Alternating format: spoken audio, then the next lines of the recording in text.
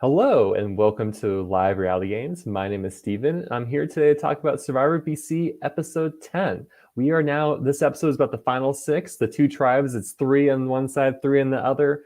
And it was very interesting to watch everything go down, but I'm not here alone to talk about it. I'm bringing my friend Lindsay. Lindsay, how are you doing? Oh, I'm doing great. It's so cool to be here for your intro, Steven. I'm just first of all, thank you so much for being free to talk about your game. It's been a couple of years. I was happy I was able to spend some time hanging out with you last summer, but I'm excited to kind of go through things very step by step because now that I've watched the season, I've had a much better appreciation, understanding of I feel of your game. Yeah. I'm excited to break it all down as much as I can remember, I will say.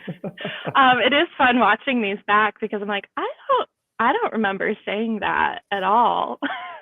I don't remember it. All right. Are there any moments you find yourself like wanting to yell at 2018 Lindsay or 20 it was 2019 Lindsay, right? The 2018 Lindsay, like, what are you doing? Don't do that. That's a mistake. Do it differently. Yeah, there's definitely shoulda, woulda, couldas that are out there. And there's been so many different scenarios running through my head of, well, if I had just known this little piece of information. I think a lot though, it's really come down to I should have pushed myself more, I feel like.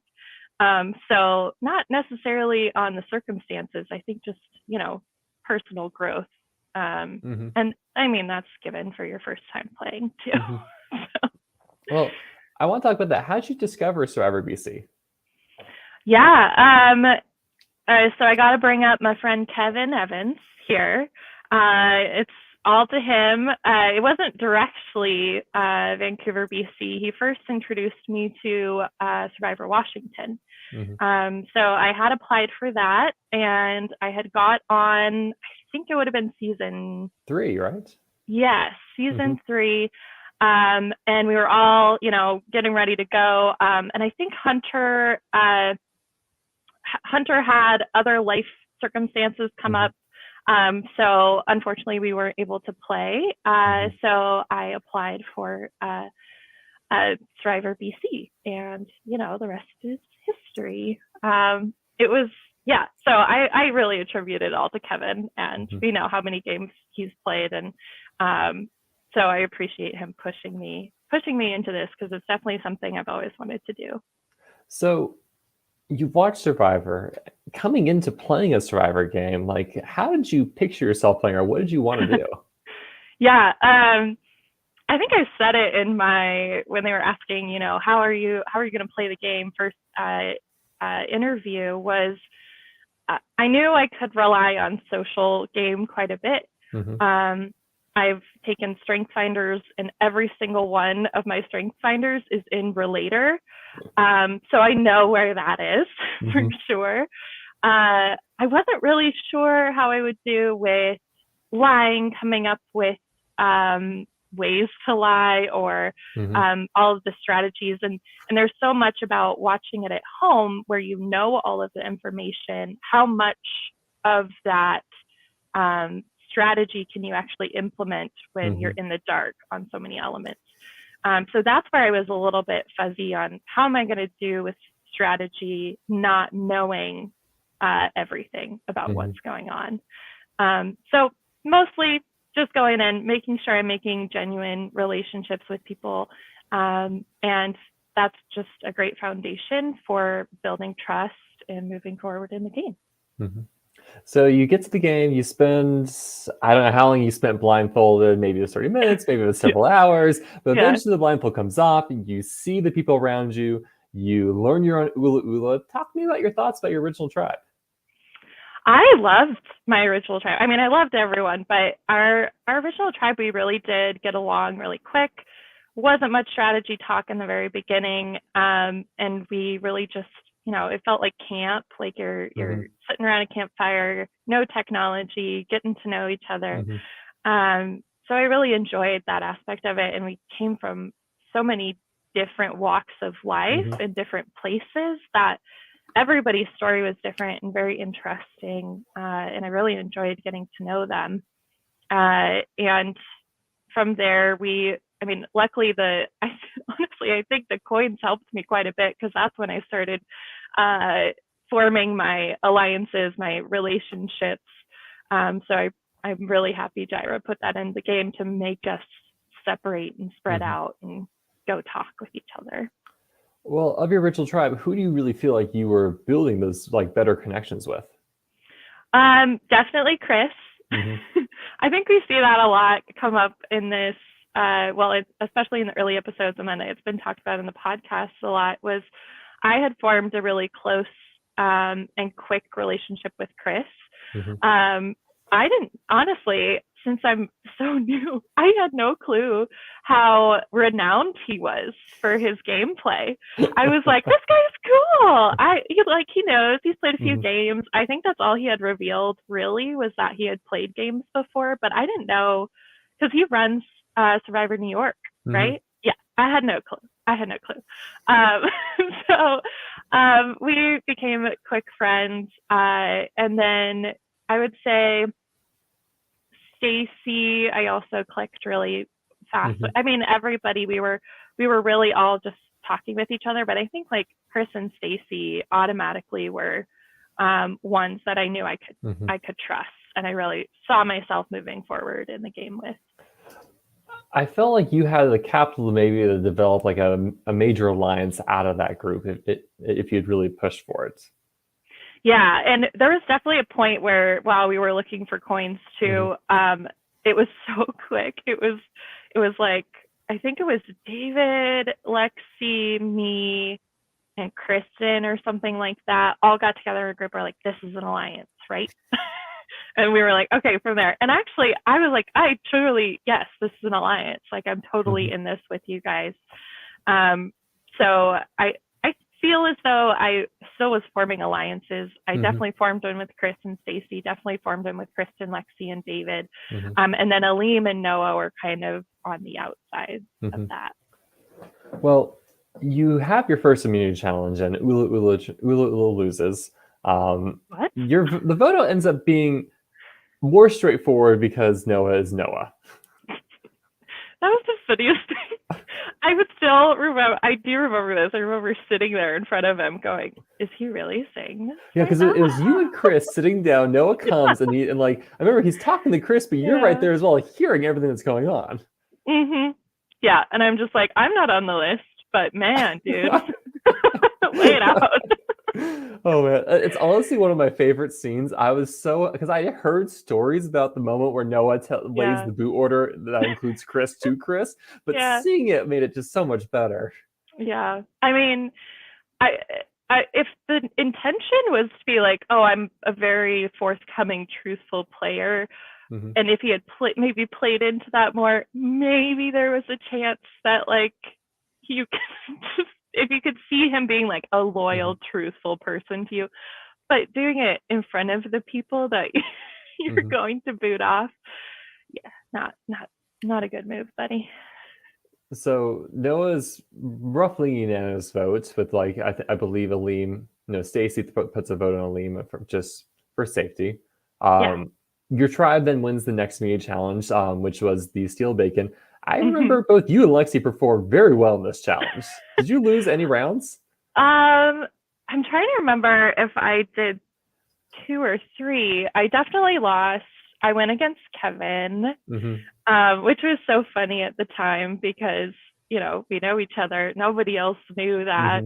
And it was really the only time that I got to hang out with Kevin during the game. So even though I was screaming like a mad woman through that whole thing, I did appreciate that. And the first one I lucked out because I think the other person tripped, so I was able to get it faster. That one was a fun one. It really was difficult. I mean, it seems like in some circumstances when you're seeing them just sit there like both pulling on it, it looks like they're doing nothing, but really you're both giving all of your strength to it, just exhausting yourself. So it really did feel good when we won that one. So before we get to the next tribal council, Like after Noah goes home, where were you thinking the next vote should be? Are you thinking Aline then? Because he's the only person you named as a person you really didn't have a connection with. Ooh, see, this is the kind of stuff that I'm like, I don't remember what my thought process was. I'm pretty sure it was Aleem. Being on the outs, like I said, I hadn't really made an alliance with him. He did still seem like, we saw him deny, but there was truth to those alliances he made with Noah initially, I have to say. So, so it definitely did put a target on his back, and I didn't want to vote out any of my other alliance members. I was really hoping when, there's still whispers of, Chris not wanting him to stay in the game too long, and so I was hoping that, talking with David, convincing him it would be better to have him on our side, use him moving forward. But I could kind of get the tinglings of Chris being so rumors were kind of coming your way, so you weren't super shocked with how things ended up going down the next round. Yeah, I was hoping. I mean, it was a big hope, and I was really trying to fight for him. But there was a certain point where I was like, I gotta let it go. It's early in the game. I can't show that I'm, this dedicated to somebody right off the bat. Because that's one of the things I've been wondering is I was like, how gruntled was Lindsay by having one of her allies just taken out? Because it felt to me that people wanted Chris out, but they didn't want you out. They were very clear, we need to bring Lindsay in this. We need to convince her. We need to make her happy. A lot of people had you in their game plans at that point. Yeah, it was. It was definitely hard because it was the first. Noah was pretty straightforward. So doing Chris, it was like I was directly turning on him, and there was a point where I think I asked David. I was like, how do I lie to him? Please tell me what to say so that I can go over there and say it. And I just remember thinking as I was telling him you're safe, it's fine. This was the very last moment because I definitely was the one to reveal to him that he was on the chopping block. Still in the hopes that he would stay, but the final conversation with him was like, no, I think you're good. And thinking, oh, he's not buying anything. So it sounds like you figured out the lying aspect pretty quickly as Survivor. Yeah, well, and I think I had to tell the whole time too. I'm pretty sure my cheeks got really red when I was lying, and it's just how do you fix that? But then I realized my cheeks just got red throughout the whole thing. So maybe that's how I fix it. I'm just okay, just gotta make sure everybody thinks I'm lying all the time. So Chris goes home. It's overall a pretty unanimous vote, except I think Aleem cast a vote for Stacy in retribution. I mean, what were your thoughts on the Stacy Aleem thing that was kind of softly brewing? It was really interesting how, I mean, it definitely felt like they understood why. Obviously, they're not going to trust each other, but they were all really cordial to each other after that. So I wasn't really thinking that would be a factor later on. I felt like we were still a pretty strong tribe, all of us, in our relationships, at least on a base level, moving into what would be the swap eventually. So we get the swap. I don't remember where you were in the order. Do you getting put on Batson? Do you? I was. So I was the second to last person for Batuan.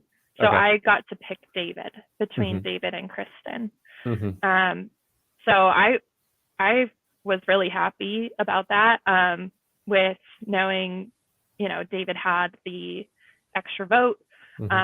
Stacy was already on my team.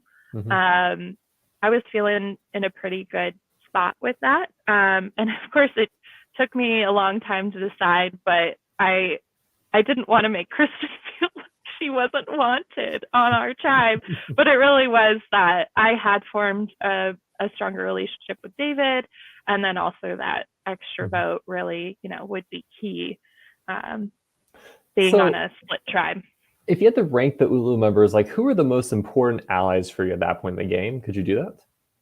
Yeah, I think so. I would say David and Stacy were right at the top. Lexi, she was someone that I already kind of saw as a threat.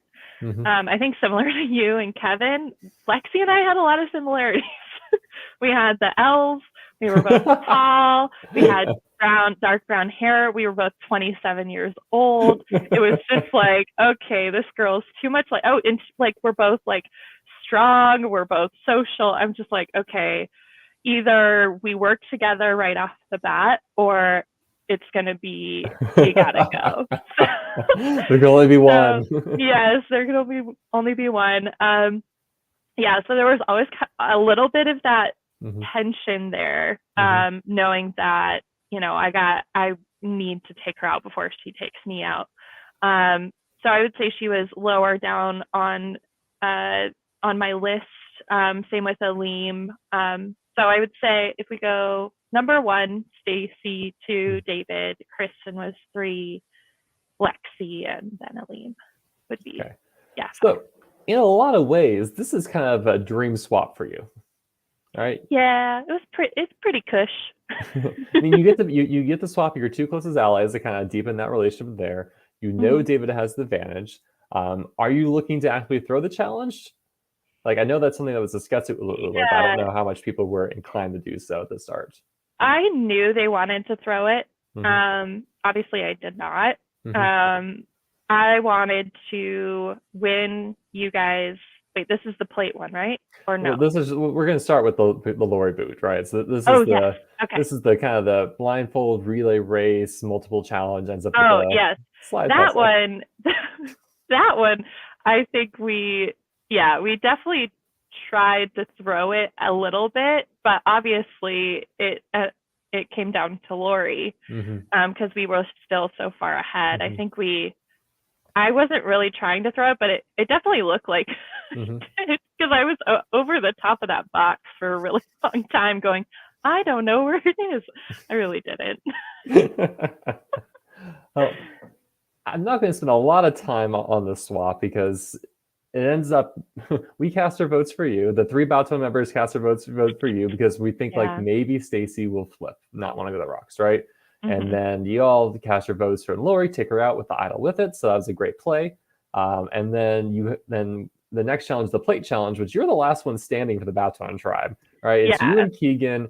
Keegan unfortunately kind of gets auto disqualified because I think he looks down, he looks up, he does something that's against the rules at the very end.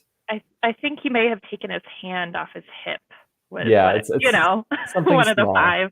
All right. Sending Baton 2.0 back to the tribal council. I mean, I'm pretty sure I made it very easy to vote me out that round. We don't need to talk more about it, but at least you don't want to? My fondest memory of that round was spending time with you learning how to do slide puzzles. Yes. Oh my goodness. I so appreciate that.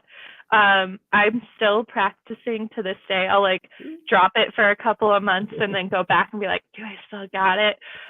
So I should do that again, but I really appreciate that. That was the challenge that I was like, I know they want to throw it, but I want to, show, because we're going to keep one of these 2 people, hopefully. And I wanted to prove to whoever we kept, like, I do want to work with you, and this is my way of showing that, I don't want you to go home necessarily.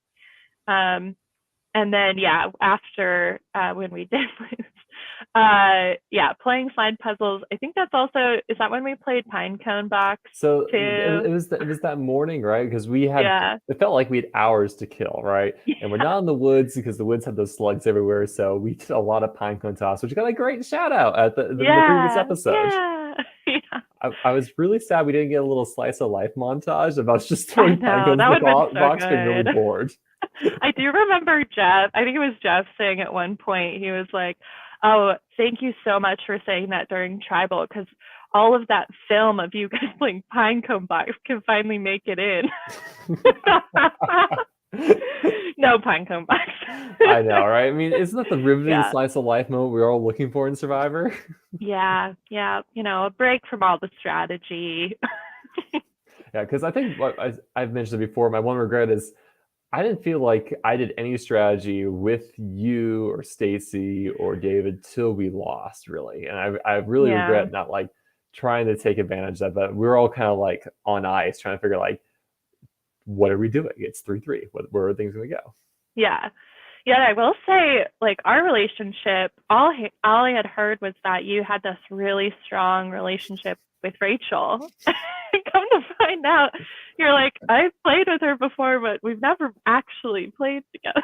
Yeah, like Rachel and I It's had like, spoken once prior to this yeah. season. Yeah, so of course I'm like, oh, he's downplaying it. Obviously, he wants to get back and with his tribe members and align.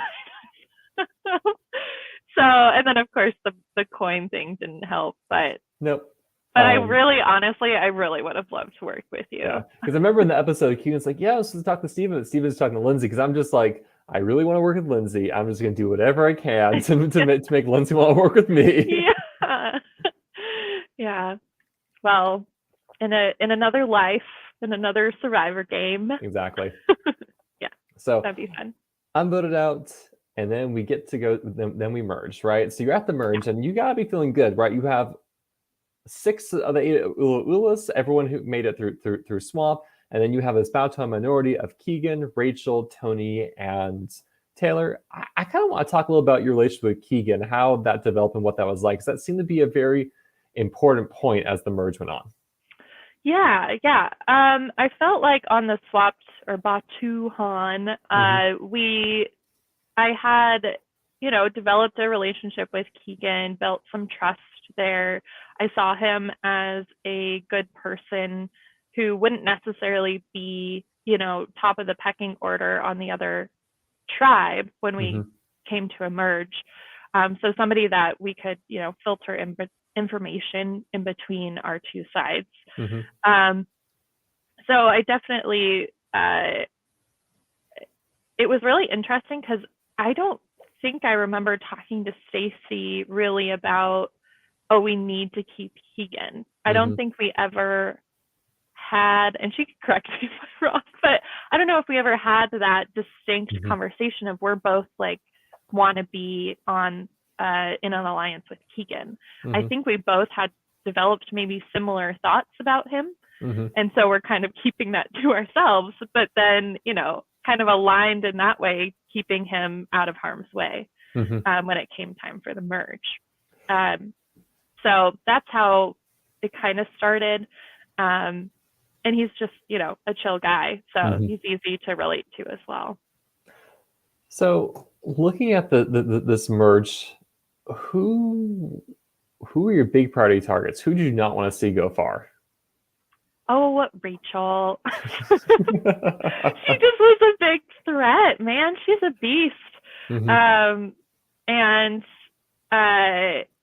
of course, that first, Lexi was saying it, we're like, I can't remember how it all went down, but I remember complete and total chaos. So whoever it started out with, 10 names were said in between who we started out with and who it ended up on. But I would say I definitely saw Rachel as the biggest threat and wanted to get her out as soon as possible. But within that merge conversation, there was definitely a point where I heard, oh, Lexi and Alima are throwing your name out. And I hadn't heard anything about this. I hadn't been a part of our conversation with each other. And so that also led me to distrust a little bit more, to be okay with, oh, if somebody does play an idol and Rachel doesn't go, then Lexi is the backup. So that was one of the big reasons. And I think Lexi also said this in her podcast. She was like, if I had just talked to Lindsay and let her know this is what we were doing, maybe things would have been different. And I think so. I think if we had had that conversation ahead of time, of course, nobody wants their name to be thrown out as the dummy name. But I would have been like, okay, they're not trying to blindside me.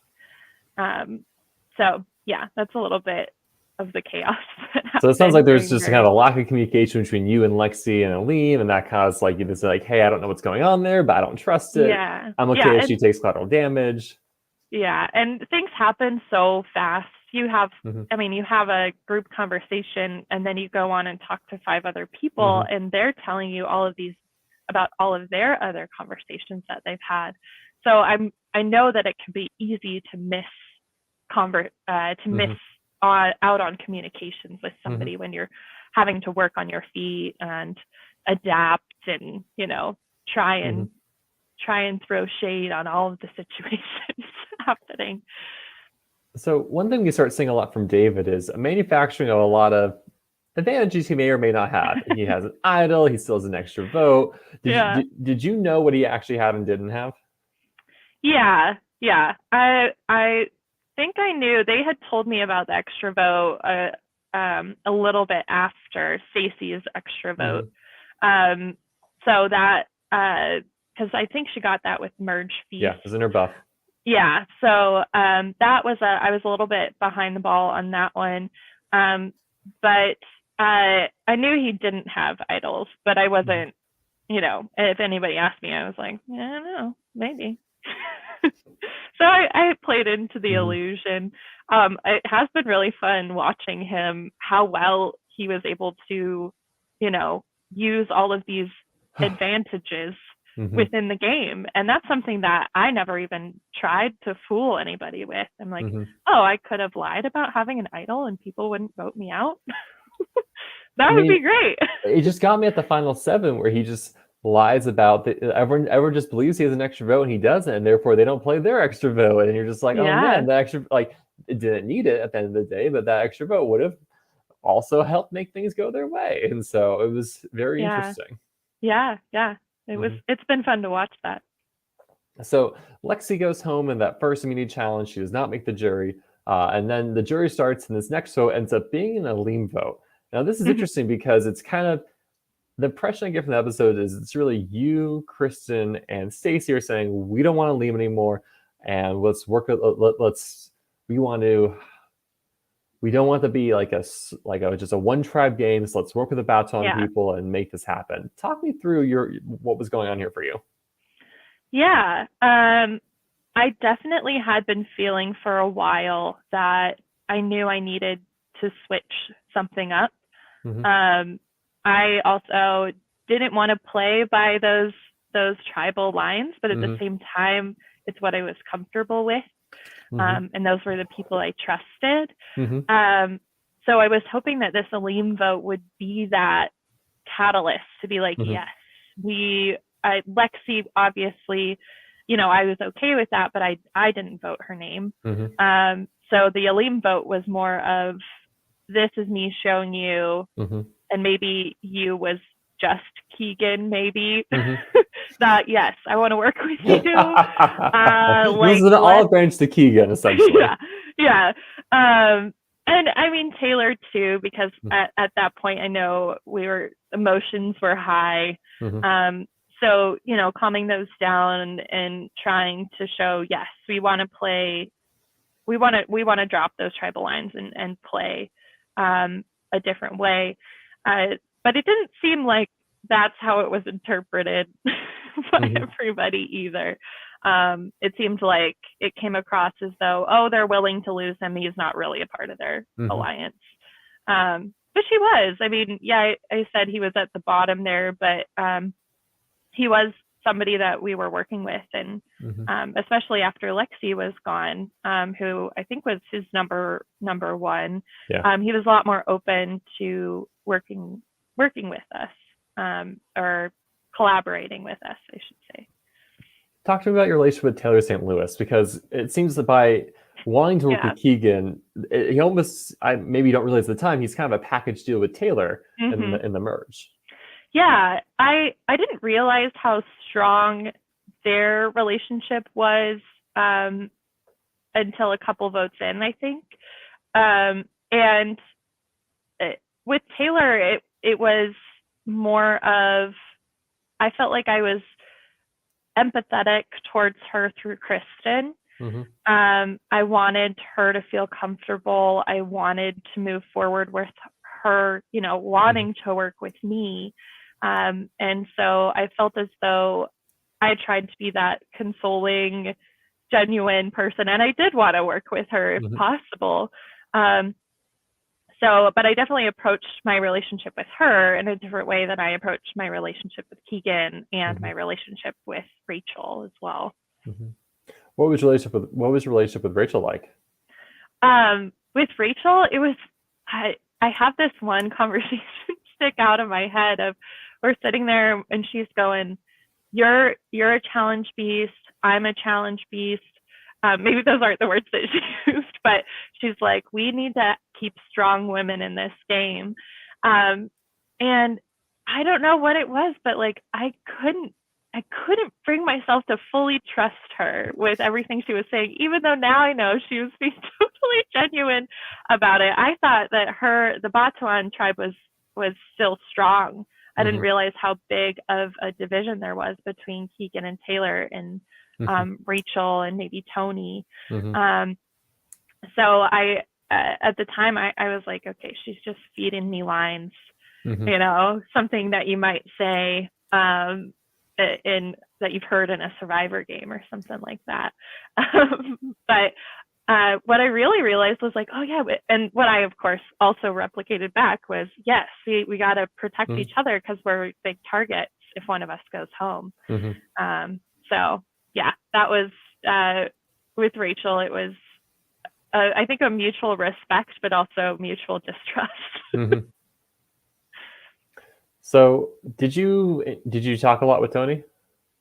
Yeah, I did. With Tony, I actually talked, I think, a lot more about just our personal lives than a whole lot of strategy. And for me, I think that was because I saw him as a straightforward person. So I thought deepening a genuine relationship with him was probably the best move I could make, was just, getting to know him and building that trust rather than trying to persuade him one way or the other. So yeah, that was my relationship with Tony. I really enjoyed talking to him a lot. Now at this Aleem vote, David is very evident that he doesn't want Aleem to go, and he probably let you know that. Yeah. I knew that he wasn't confused at Tribal. And I think you can see in there too, at Tribal, I'm voting. I pointed at myself, but what I was really doing was pointing behind me of I'm voting for Aleem.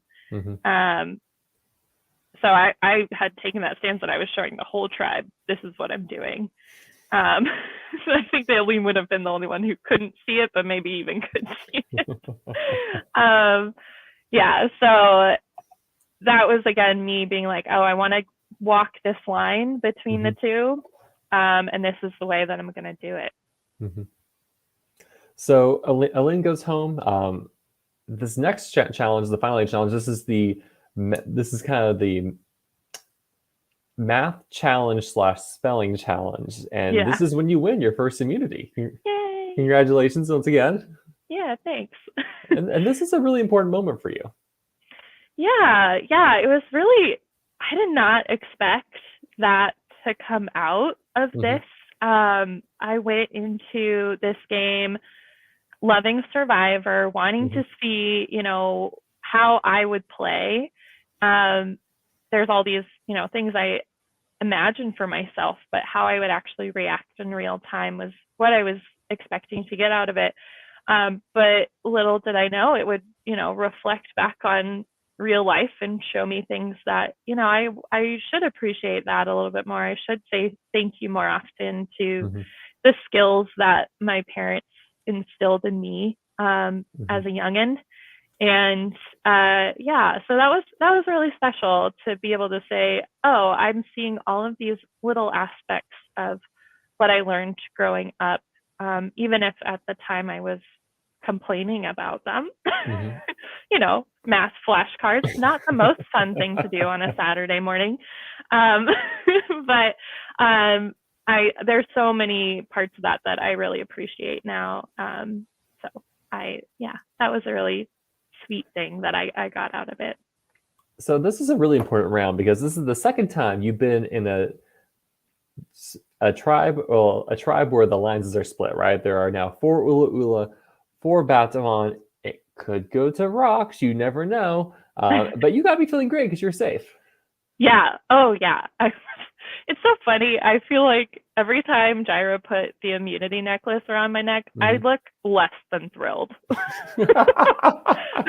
I don't look excited one bit. And I think I think at the time I was like, I'm trying to play this down. I don't want people to think, oh yeah, I'm rubbing this in your face, or like I feel so powerful now, or something like that. But I really don't seem excited, which I was.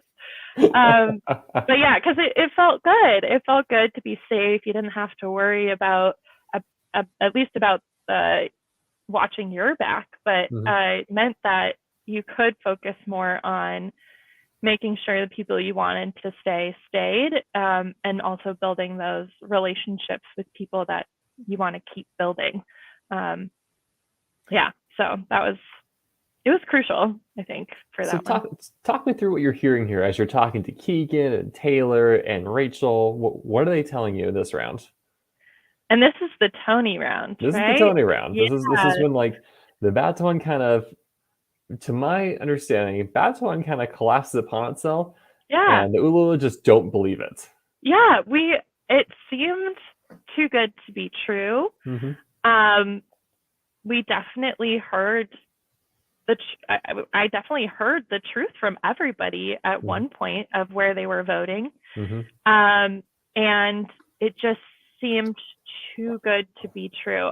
Also, I forgot about this entirely, but the Keegan at one point was telling a whole bunch of people about Rachel's advantage. Yeah. And they kept walking up, and he'd repeat the story.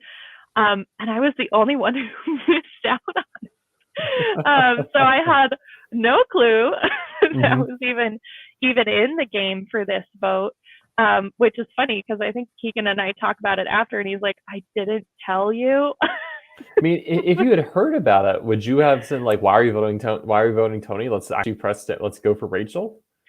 I may have pressed it more. Because I did it. I think at that point, we had just voted out Aleem. I was trying to prove my trust to Keegan, and then Keegan back to me. So I was at a point where I was like, I think I can trust him.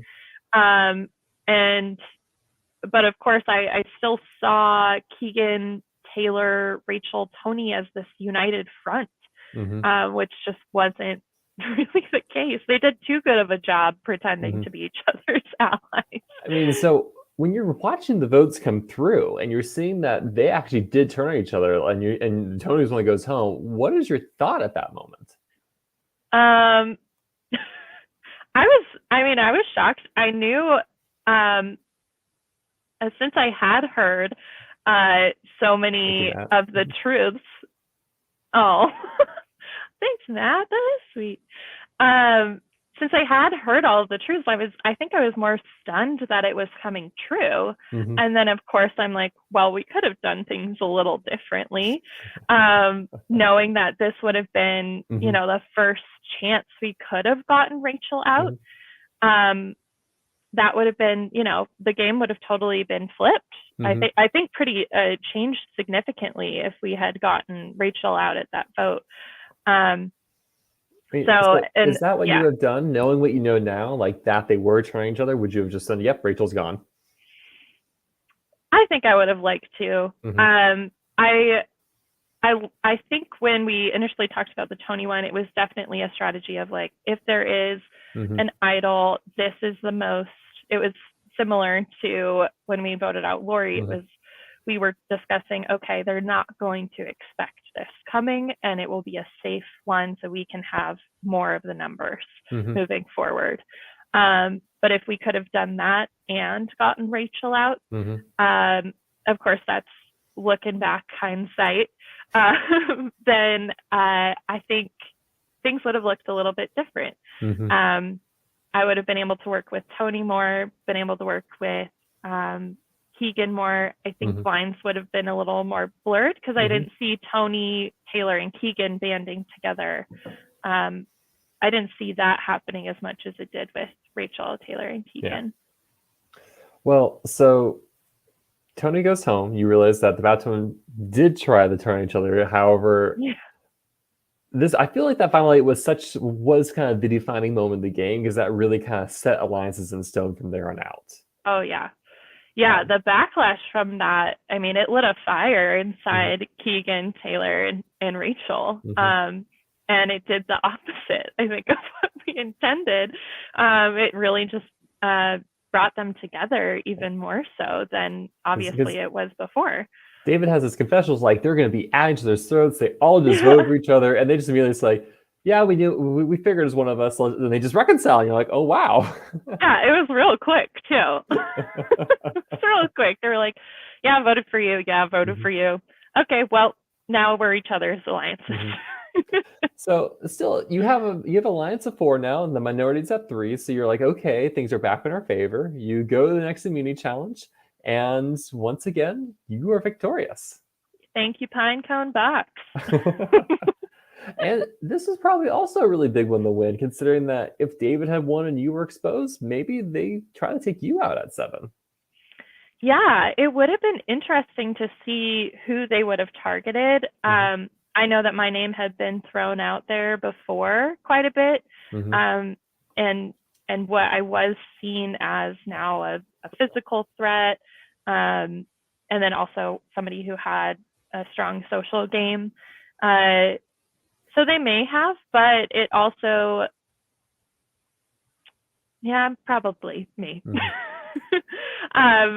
It would be, I'd be curious to see how much Keegan still trusted me, because I think I was saying something along the lines of, you're still here. I fought for you, and there was an easy chance that you could have gone home on the last vote. So I think I still had him a little bit, but it definitely had dwindled a little from the last tribal for sure. So the strategy this round, the 4 of you are sticking together, right? And the question is, who are you voting for? Are you voting for Keegan? Are you voting for Rachel?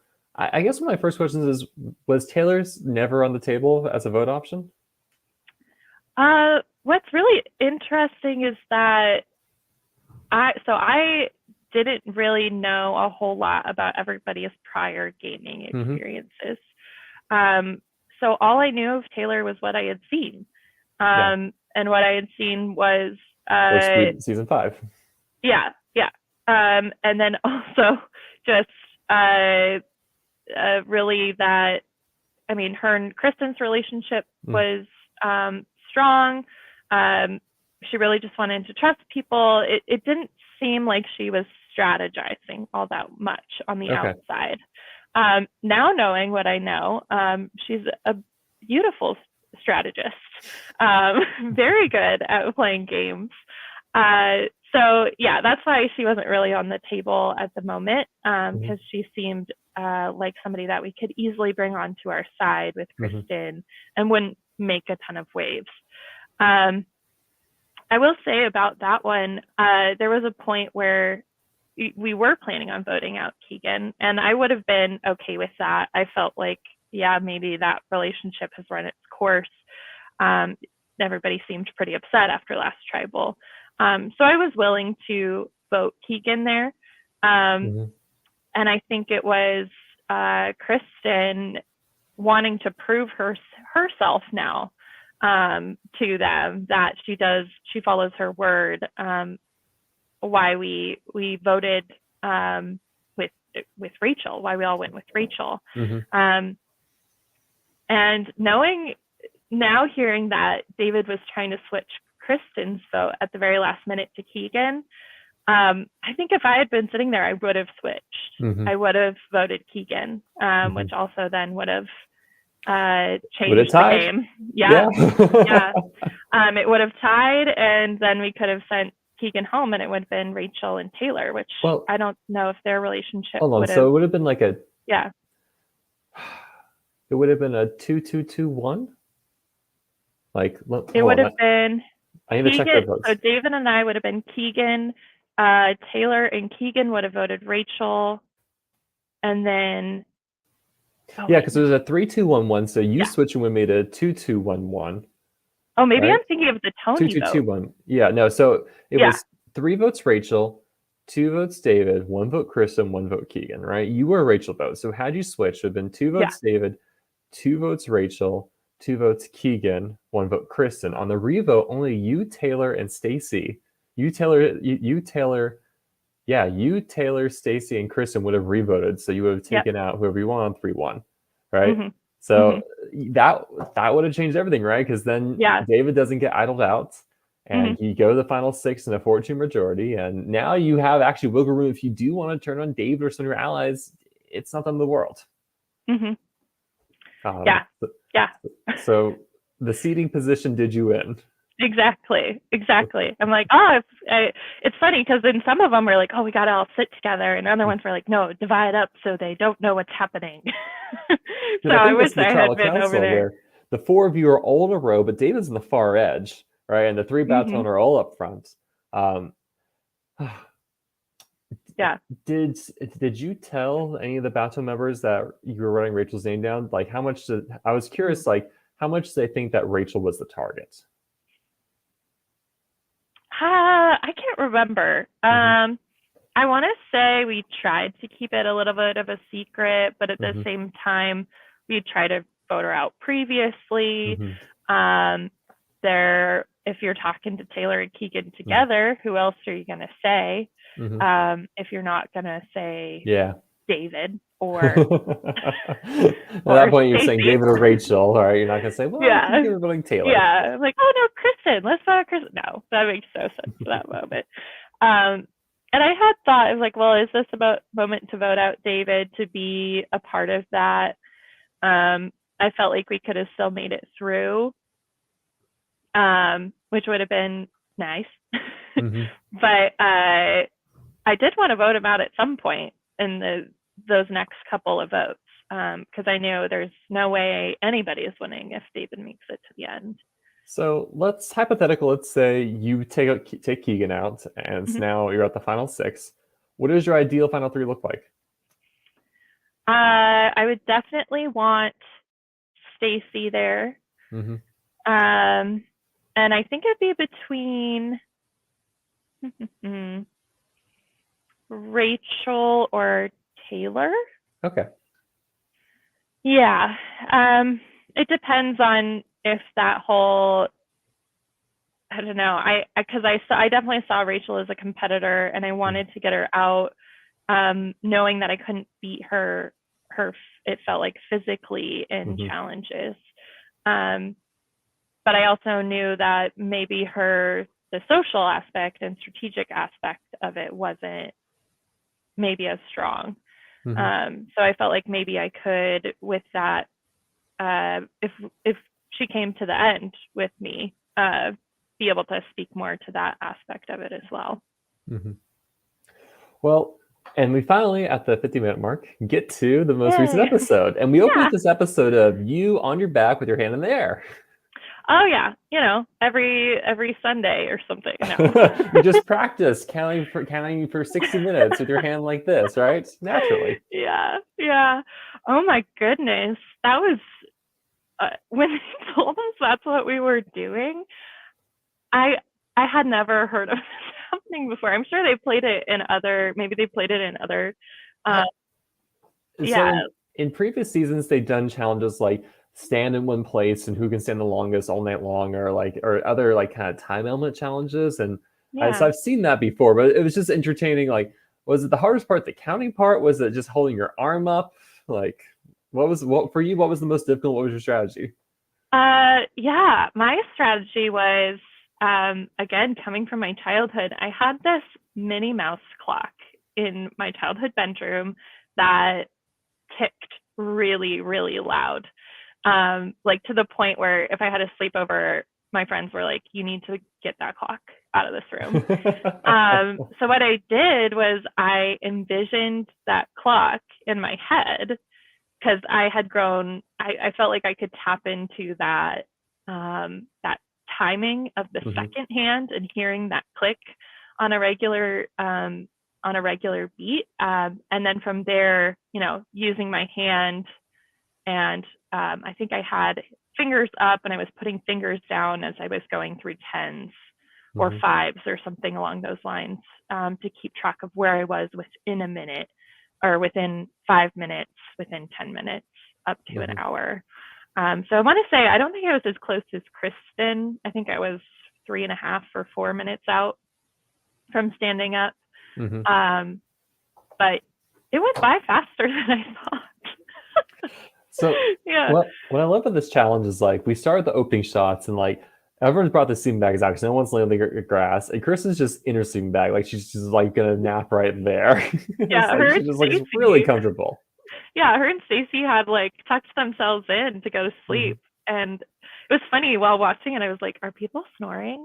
Are they actually asleep with their hand in the air?" But no.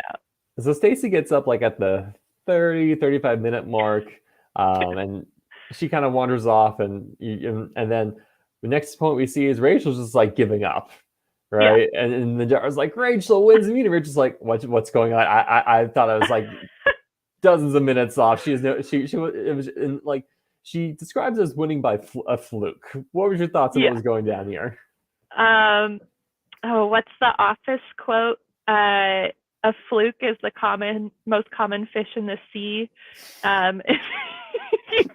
If you cast for one, you might find a fluke, something along those lines. So, I mean, good on her.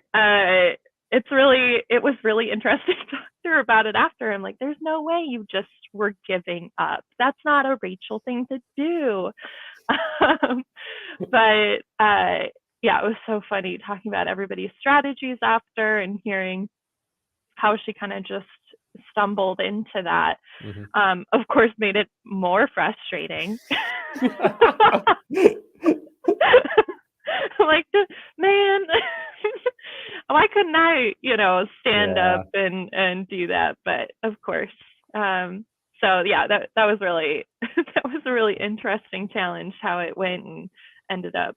One of the weirder, more difficult things about these Survivor games is learning everyone's names, right? Because at this point, it's the evening of day 4.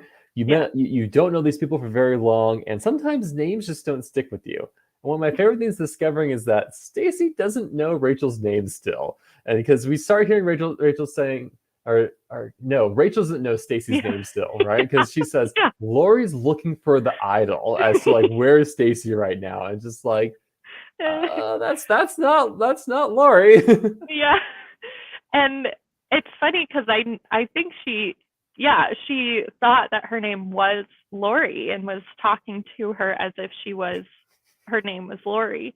And so when she found out, it was, of course, Stacey is so nice. She was like, it's no big deal. And of course, they both had, hair color. They got along really well. Yeah.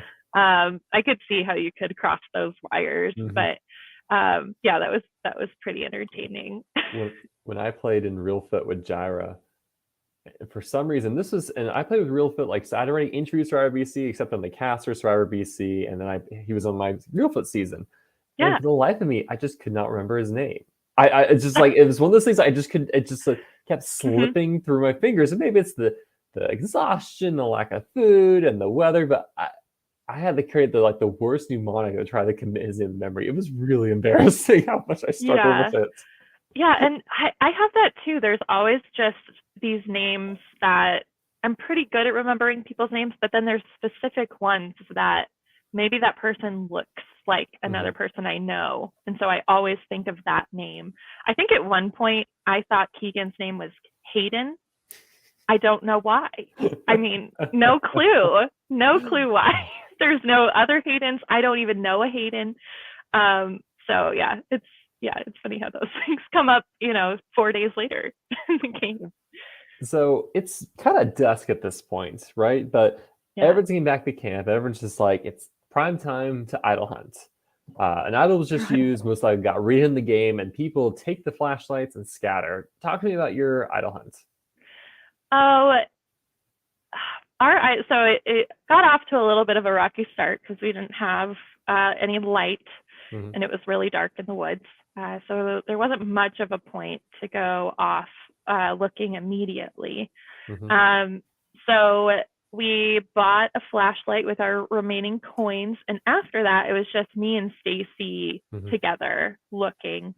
At this point, I think it felt as though Kristen was already kind of distancing herself from us. She didn't go off because of her leg with Keegan and Taylor and Rachel, but she was doing some of her own idle hunting a little bit closer to base camp, trying to get in on the action as much as she could. So then it was, pretty much Stacy and I going through the woods, having a grand old time, honestly. We were so delusional at that point. We're like, it's late. We've been out here for how many days? 4 days. I think we talked an absurd amount about poop.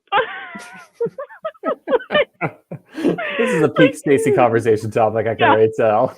Yeah, and I don't know. It was probably conversations like, what if humans laid eggs, or on those lines. It was as much as I didn't want to be, I knew I had to look for an idol. I knew I had to. That was really would have been the only lifeline, and making sure that they didn't have it.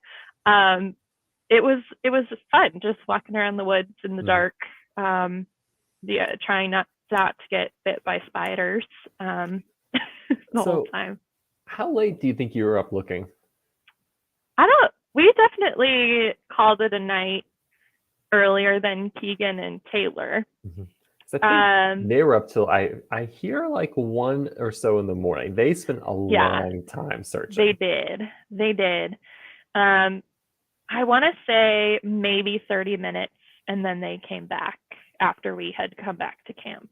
Really? I want to say it was to the point where if we can survive the vote tomorrow morning, I want to be ready to compete hard in the next challenge.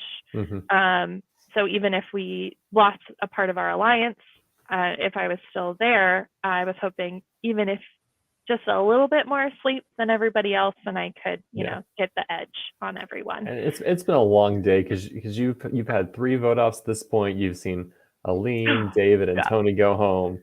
And it's the final 6. Tomorrow is going to be a rush. Yeah, you forget. Even me watching this, I forgot. Oh, that was all one day. That was 18 hours straight of doing stuff. So, unfortunately, Keegan finds the idol, and then you wake up the next morning, and there's some scramble time before tribal council. Talk to me through what strategies were going on at that time for you. Yeah, so assuming that they had found the idol, there would be a pretty straightforward, if it ended up being a split and we actually voted for the person who wasn't using the idol, it would leave either Stacy and Kristen, or Kristen and I up for rocks, basically. I knew that I felt as though I would be the target of the vote. So, of course, I'm willing to go to rocks because I wouldn't have to draw rocks. And that's, I think, where it got Kristen. And I could feel that she was definitely hesitant. I didn't think she would go to rocks for me, especially when it's a 50-50 split between your other alliance member. So I was feeling a little disheartened. So my strategy was really talking with Keegan, seeing if there was any way that I could get a for sure confirmation that they would vote Kristen. I didn't think I could press the Taylor angle at all.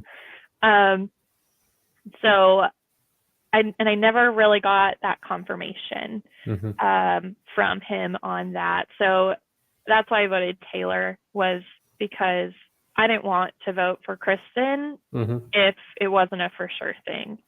I knew that it would go to Rox if we somehow, all three of us, voted for Taylor.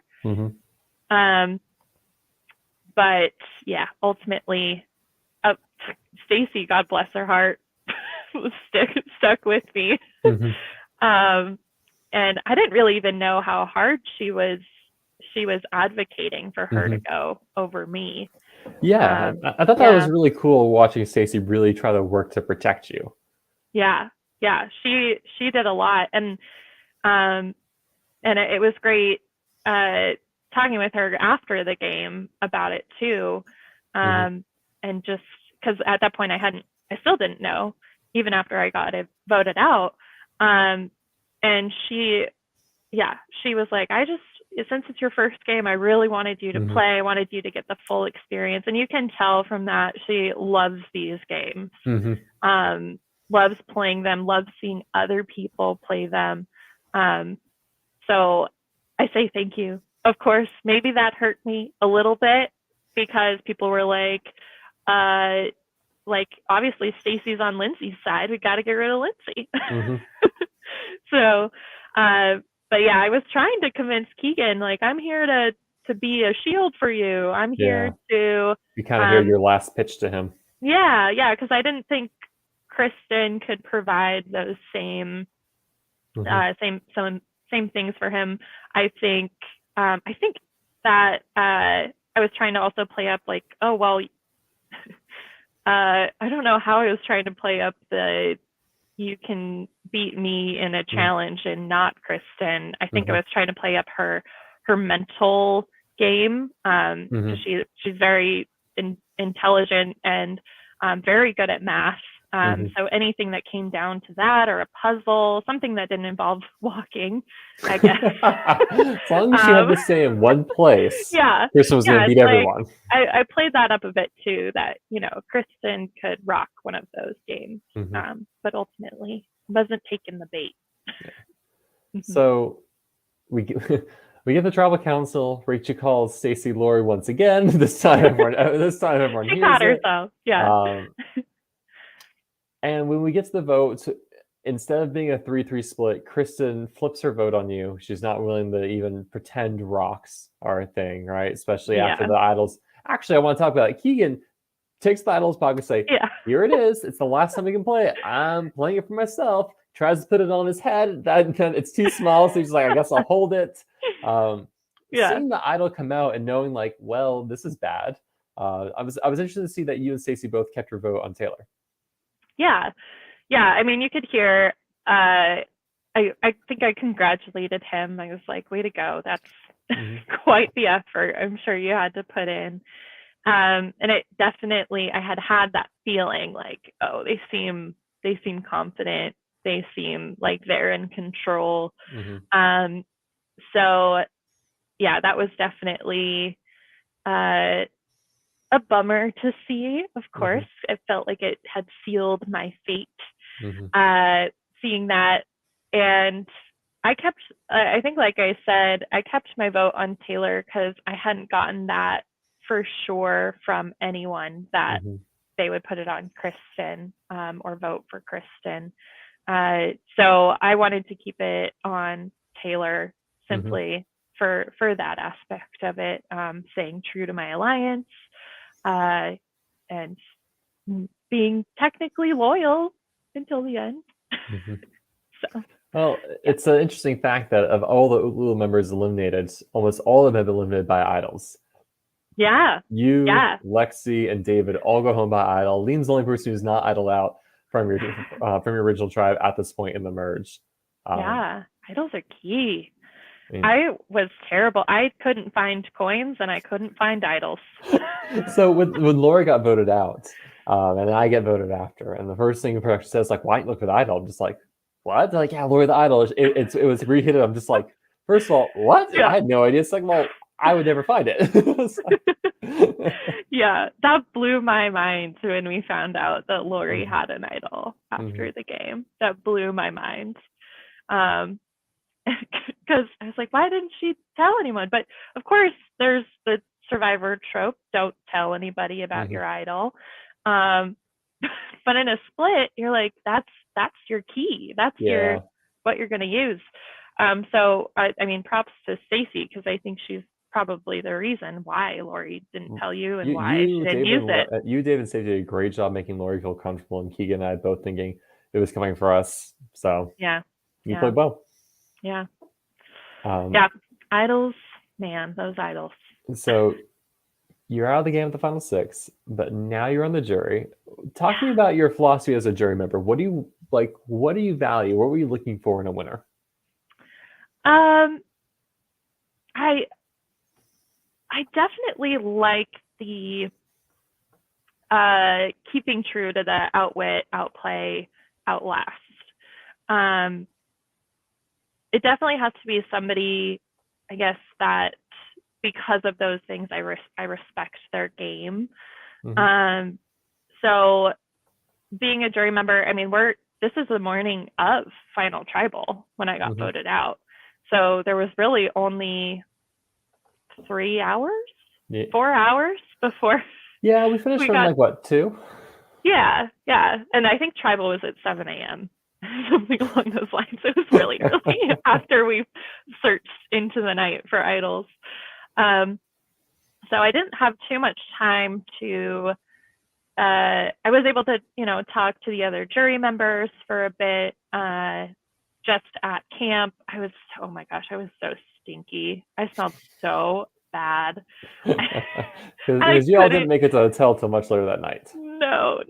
Yeah, that was the one thing. I was like, why couldn't we have had tribal last night? And then I could have slept in a nice bed, showered, and then been, clean for the whole day.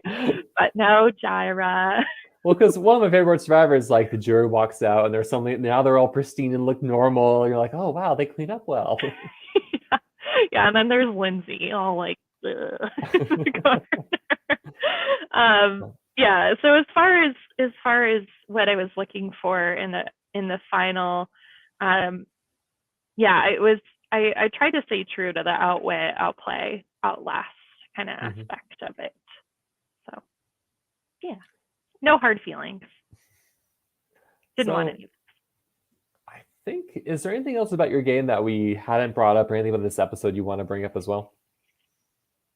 Um,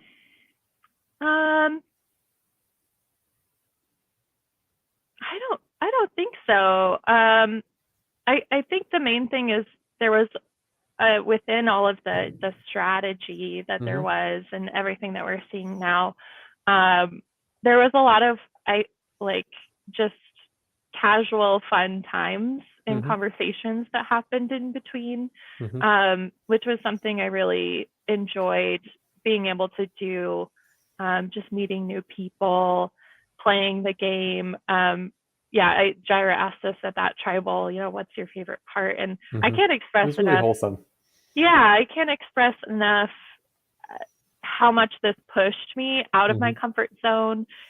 It encouraged me to even more so reach out of my comfort zone. Looking back at my game now, I'm like, I wish I had, gone, pushed myself more, maybe in Mm-hmm. certain directions. I asked more questions. So it was an experience of a lifetime, which sounds really cliche, but it's really cool how you can create these little mini Mm-hmm. environments, and you don't have to get on 39-day or 29-day Survivor BC CBS. Yeah. Well, if you could go in a time machine and change anything with the game that would help you survive this episode, this final six, have you thought about like what would be that key moment or key thing you should do? I think we've touched on it a little bit. Mm-hmm. Voting Keegan rather than Rachel Yeah. would have been, or Tony rather than Tony. Mm-hmm. I keep getting those So final tribals 8, vote crossed. Rachel instead of Tony. Yes. Yes, that's what it is. Vote that one. And then in that case, that would be, I think, that would be the first one where I feel as though that could have changed the game significantly for me. And then if that had still happened, voting with David to vote Keegan. Because I think if you vote out Rachel, that means Taylor and Keegan are both happy, they trust you, and and then I think you can kind of work yourself into a more tighter line. So then that's a little bit more dynamic versus like, oh shoot, it's now us versus them, and they have the advantages. Yeah, exactly. I would have been able to keep my word again, 2 tribals in a row to Keegan. So that would have been really crucial on that one. And then Tony would have also stayed in the game. Somebody that I felt like I could work with a lot more as well. And so therefore, I feel like putting me in a pretty good spot with my own alliance as well as all of these other people, which in that case, Stacy probably would have felt like she was in a good spot. Kristen would have felt like she was in a good spot. So then it leads to, okay, if everybody feels like they're in a good spot, who's it going to be? So at that point, maybe I would have felt confident enough to be like, let's vote David out. Now's the time. Maybe we would have gone back to voting out Tony or Taylor, still feeling those pulls to tribal lines, feeling that, still working out trust between people, would have been very different from, I think, what we saw. I'm gutted. The change isn't voting out Keegan and Lori instead of me at that swap try. I know. Actually, I'm so sorry. Yes, that was my first. I should have kept Steven. No, I deserve what I got. So I'd like to wrap up by just kind of throwing some rapid fire questions at you. Just say the first thing that comes to your mind. Okay. And we'll start with, do you prefer balut or biltong?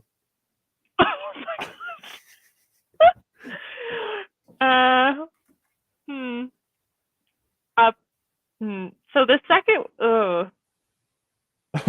neither. I'll starve. All right. What was your favorite challenge? Favorite challenge. I would say my favorite one was the math and word unscrambling one because I won. But I would say in the moment, the one that was the most fun was probably the chant one. This may be petty. I love how it starts with the Ula Ula's chant at the start of every episode. And David, I feel so bad. You just see him eat it every time, and it's just. But he recovers. He's like, yeah. But he plays it off so well. It's such an iconic moment now for me. It is, and honestly, I mean, I don't think we got enough credit for our costs. We had costumes that we made. You had props. I had stuck full-blown ferns down my pants to make that happen. We're very itchy. So that one was a lot of fun, I think, because a lot of it was before the challenge even happened. Getting to know the tribe. I painted the sign, so I got to do some art, which I really enjoy. So that one was fun, and it was fun seeing your guys's too. We hadn't even thought of using a song. We're like, we got to come up with something original to do it like from scratch. So this might bleed over, but what was your, I guess we'll start this. What was your lowest moment of the game? What was the hardest moment of the game for you?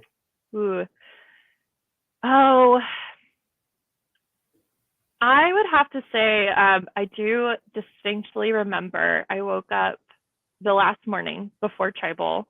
I woke up and I just felt mentally exhausted.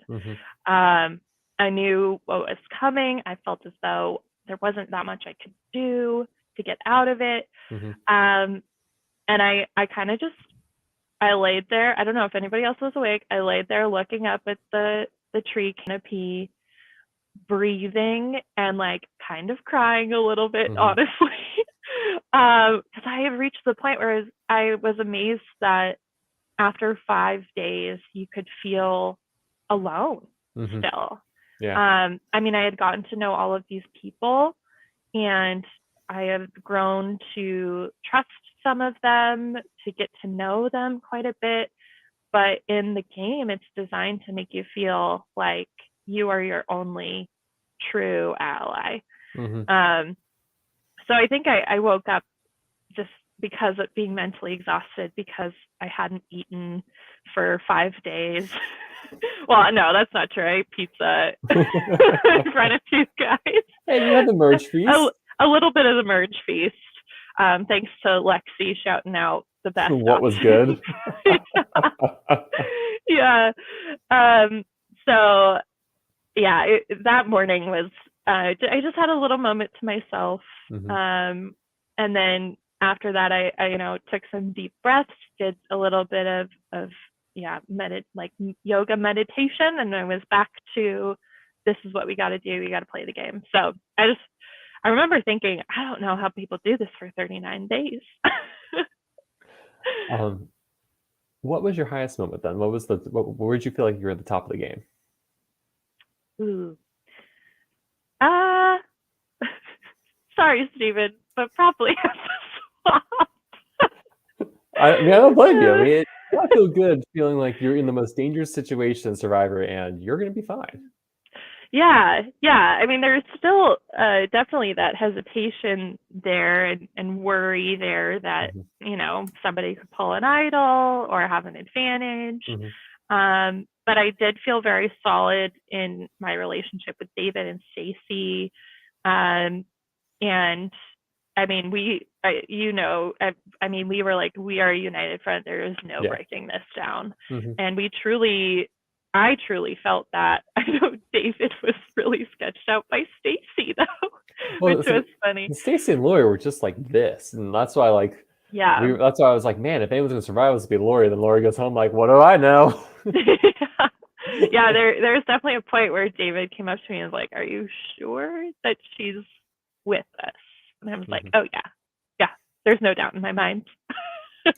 Um, so what was your favorite moment at Tribe with players like that maybe we didn't see on camera? Oh, um,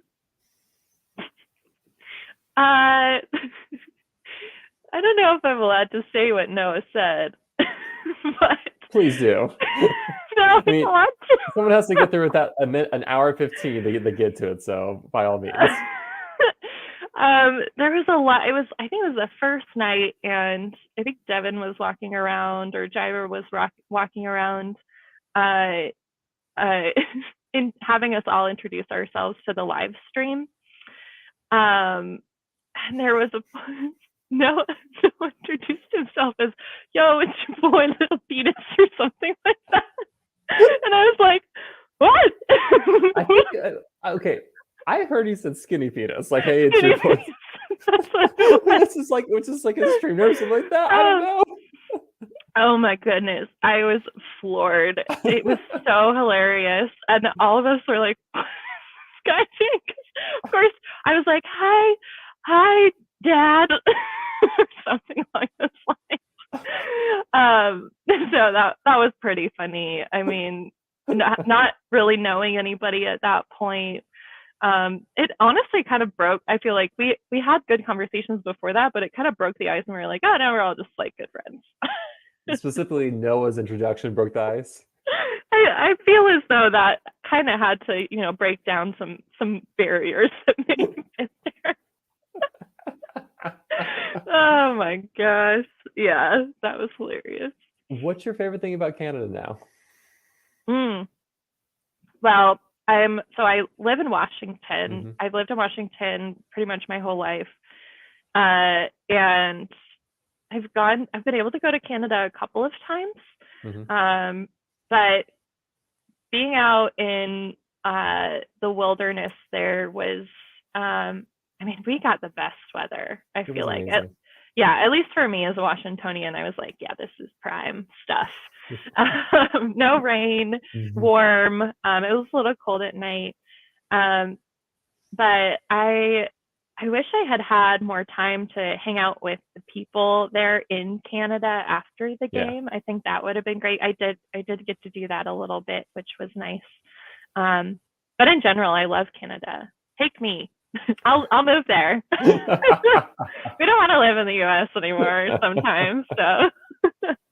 So who surprised you the most out there? Surprised me. Oh, it's hard. I'm trying to think. Maybe Noah. I'm like, I didn't really know a whole lot of these people ahead of time, so I didn't have any. If Noah made it to the final 6, you robbed us of this, Lindsay. I'm so sorry. So much entertainment could have been had. So many more quotes, I think, would have come out of the season. Yeah. He was a surprise for sure. Who's the person that you wish you had a chance to work with but didn't really at the time of the game? Oh, I honestly, Steven, I think you. Now knowing that bond with Rachel that I thought that you had wasn't as all that it was hyped up to be. I thought you would be a really good ally. And then also if Rachel and I had gotten off, I feel like on a different foot, maybe if we had started on the same tribe, I would have loved to have worked with Rachel because I do really respect her as a person and think she's pretty kick-ass. So it would have been cool if we could have, made that work. Someday, hopefully. After playing 5 days of Survivor, how does this change your understanding or when you watch CBS Survivor? Oh, I realized I had no clue really how hard it would be. And I only got a taste of it. And that's in beautiful Canada, not in hurricane season Fiji. So I felt like before this, I was pretty gung-ho about I definitely want to be on the Survivor one day. And honestly, I think it made me take a step back from that a little bit and be like, well, I can play a lot more. If I wanted to, I could play other LRG games more frequently. And they're more accessible than that would be. Plus, I wouldn't have to screw up my body necessarily, like all of people do. People make it to like day 30, and then you're like, you lost 30 pounds. You couldn't afford to lose. You're like, oh my gosh. Yeah. So I still would love to play on Survivor one day, but it definitely feels a lot farther away. Now that delusion has like kind of settled to reality, I think. Which kind of sounds depressing, but I think that's okay. I think it's okay. I enjoy watching it so much, and you're gonna find out now that on it going like, oh wow, I'm not happy. Oh yeah. And there's definitely contestants that's happened to. You can tell. And yeah, it really tests your character. It tests your mental strength. But yeah, it was definitely a good taste of what it would be like. So my final question is, would you play another live reality game? If you had asked me this right after the season, I feel like I would have been really hesitant. Just because I had that moment that morning of, oh wow, that was a lot. I miss people from back home. It's only been 5 days. I miss my animals. And it was a lot of lying, a lot of things that I'm not naturally inclined to. So I probably would have been really hesitant to say yes. But after watching it back, I realized how much fun there was in between there, and how many great people I got to meet, and how many fun games I got to play, and delicious balutes I got to eat. Only one, sadly. Yeah. So I would play again. I've also, my eyes have been open to how many different kinds of games there are. Since this was my very first game, after it, it's funny because I mean Kevin had told me about these beforehand. He had played in Pacific Northwest, Survivor Pacific Northwest. Turns out it's a block from my house, literally at the elementary school down from my house. Had no clue. So it was a lot closer, and I've really enjoyed learning about all these other ones like the mole, and it's really incredible the community that evolves around this. So how could I say no to not being a part of that? Well, I'm looking forward to hearing about your next experience, and I'm hoping good things come from it. Yeah. I think that's all Always. for me. Lindsay, just thank you so much for taking the time to talk with me tonight. Yeah, well, thanks for having me on. I was hoping you would invite me. No, I've loved hearing your thoughts about the game, and I think for you are the person I've just so desperately wanted to work with at that point in time, and had we made merge like Dave and Stacey, and I would probably been all in on like on going as far as I could with you. Yeah, it really would have been. I mean, how looking at what the game could have been with you, how do you see that going? I mean, I don't know what happens at merge or so. I probably just capitulate to the Ula to start with, just because like, you know, to try to ingratiate myself better. I don't know like how rock solid you all would have been, but I think maybe there would have been a place for me to at least get farther in the game. Now with how we know the game is turning out, with like the Batahans kind of regain majority, would that have happened if I was there? I don't know. I'm not good at finding idols. So like Keegan's willing to find 2 idols. I don't know if I can replicate. That's true. Keegan did find both of them. I gotta think about that in other games. A very different game. Who knows? Who's a good look? Who's good at finding things? Vote them out. Yeah. We'll play like test games. Like, oh man, that guy just keeps finding idols. Just get rid of him. He's no good here. So thank you all for taking the time to listen to Lindsay and I talk tonight. Thank you, Lindsay, as well. Tune in next week for episode 11 at the final 5 of Survivor BC Rockrain Valley. We're almost at the end. We know the winner, but it'll soon be fully revealed to the world.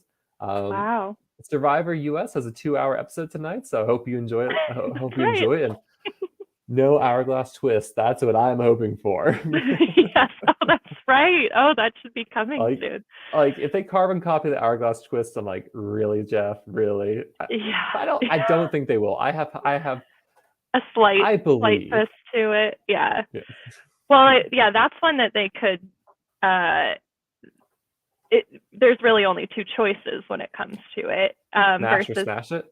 Yeah. And it's like these other twists, lead to people playing differently, or changing their strategy potentially. Versus this one, it's like, okay, 2 decisions. Do you want to be immune, or do you want to be voted out? Oh, the decisions factor. I know. Yeah. Right, well, everyone, thank you all for tuning in, listening, and keep your eyes open for more podcasts in the future. Have a good night, y'all. Bye.